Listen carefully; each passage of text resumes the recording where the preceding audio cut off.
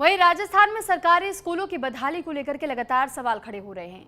कहीं स्कूलों में भैंसों के तबेले नजर आते हैं तो फिर कहीं सरकारी स्कूलों की कक्षाएं मंदिरों और निजी घरों में संचालित होने की तस्वीरें सामने आ रही हैं। टोंक के बनास नदी किनारे बसे देवरी गांव से सरकारी शिक्षा व्यवस्था की बदहाल तस्वीर सामने आई, जहां प्राथमिक स्तर का सरकारी स्कूल पिछले करीब 1 साल से बंद है, जबकि बच्चों की पढ़ाई मंदिर के पुजारी के घर में संचालित की जा रही है। इसमें सबसे बड़ा सवाल यह है कि आखिर सरकारी स्कूल का भवन बंद क्यों है और बच्चों को निजी आवास में पढ़ाने की नौबत क्यों आई। ग्रामीणों का कहना यह है कि यह स्थिति पिछले करीब 1 साल से बनी हुई है। जब हमारी टीम स्कूल की वास्तविक स्थिति जानने के लिए मौके पर पहुंची और स्कूल संचालन को लेकर के जानकारी जुटाने का प्रयास किया तो वहां मौजूद शिक्षकों और हमारे संवाददाता के बीच विवाद की स्थिति भी बन गई। तो ये 2 अलग अलग तस्वीरें इस वक्त आप अपनी टीवी स्क्रीन पर देख रहे हैं, जहां बदहाल सरकारी स्कूल की तस्वीर भी आपको दिखा रहे हैं और साथ ही वो तस्वीर भी दिखा रहे हैं जहां पुजारी के घर के भीतर ही स्कूल का संचालन करवाया जा रहा था। और इसी बदहाल तस्वीर को देखने के बाद से जब हमारे संवाददाता की ओर से सवाल पूछे गए तो उनसे भी विवाद की स्थिति देखने को मिली।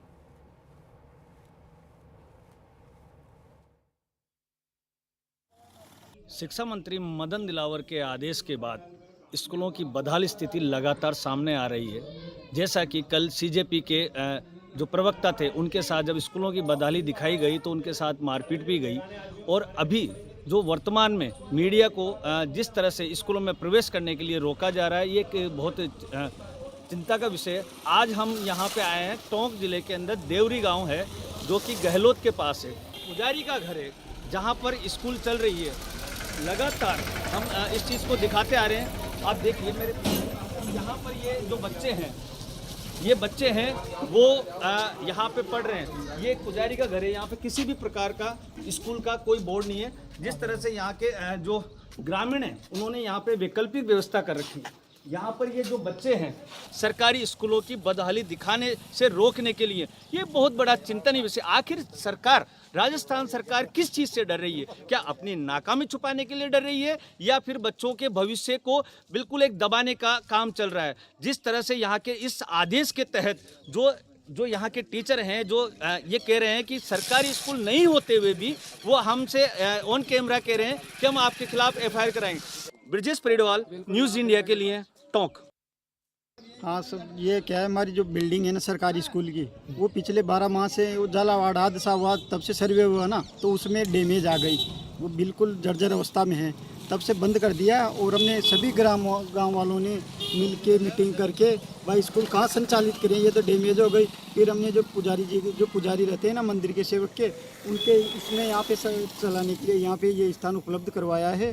ये गाँव वालों ने पैसे लगा के जो सरसों की तूड़ी होती है उनके पैसों से बनाया है। तो कह रहे हैं कि हम सरकार के आदेश से सरकार के पैसे के कहा, सरकार की तो वो है जो पीछे पड़ी हुई है, ले लेना आप, पीछे बंद पड़ी हुई है 12 माह से, सरकार की तो वो है, ये सरकार की नहीं है, ये तो गाँव वालों की प्राइवेट बिल्डिंग है। सर स्कूल अभी बिल्कुल पहली से लेके 5 तक के बच्चे पढ़ते हैं सर।